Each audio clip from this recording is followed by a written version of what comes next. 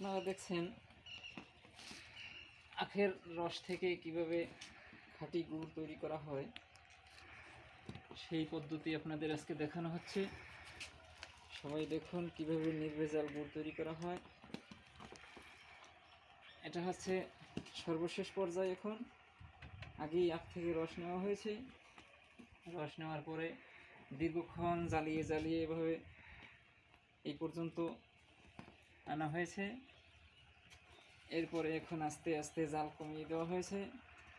জাল কমিয়ে দিয়ে এখন শুধু নাড়তে হবে।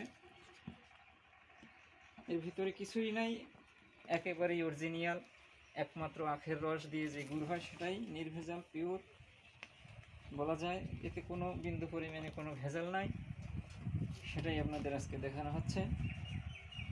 তো এভাবে নাড়তে নাড়তে আরও অনেকক্ষণ নাড়তে হবে। নাড়ার পরে তারপরে দেখা যায় গুড় দানা হয়ে যাবে।